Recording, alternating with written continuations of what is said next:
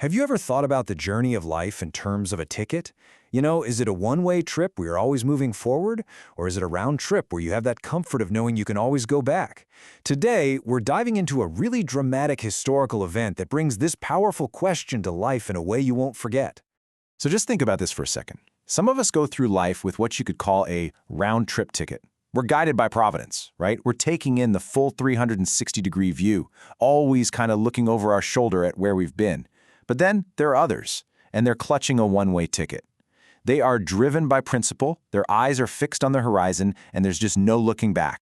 And this whole journey, it starts the moment we're born. Imagine it like this. Your birth is like crash landing in a totally new country. You're handed a ticket, but here's the catch. You have no idea if it's one way or a round trip. We just emerge into the world. Our journey has officially begun, but we've got no map and absolutely no guarantee of a return trip. Now, this powerful idea isn't just some metaphor. For hundreds of thousands of people, this was their stark, cold reality in one of history's most incredible evacuations. Okay, so our story takes us back to the brutal winter of 1950, right in the middle of the Korean War. We're at a place called Hungnam Port. And it's here that a life or death decision is about to unfold on a scale that is just almost impossible to imagine. One person who was there described this scene like this, like a huge flock of penguins on an ice floe, hesitating before the plunge. Just try to picture that.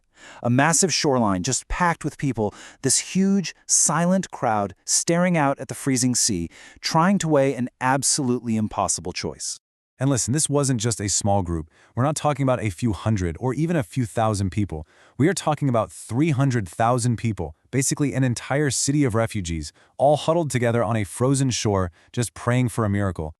So, why were they so desperate? I mean, what could lead to this? Well, for 5 years, they lived under brutal communist rule. Then the war came, and the tide was turning against them. So for them, this wasn't really a choice. It was a necessity.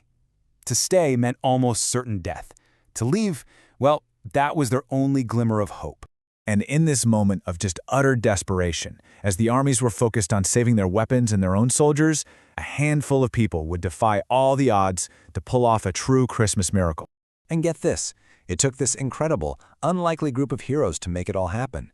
You had a reluctant commander who didn't want to do it, a passionate advocate who just refused to take no for an answer, a logistics genius who could somehow move mountains, and a heroic ship captain who was willing to risk everything. And it all happened with just breathtaking speed. A desperate, emotional plea from Dr. Hyun finally convinced Commander Almond. The order was given. And then, in a moment that would go down in history, Captain LaRue of the SS Meredith Victory made a legendary decision. Dump the weapons and save the people. And in the middle of all this chaos, crammed into the cargo hold of a ship that was built to carry machinery, a really powerful symbol of hope emerged. 5 babies were born on that 3-day journey to safety. That ship would forever be known as the Ship of Miracles.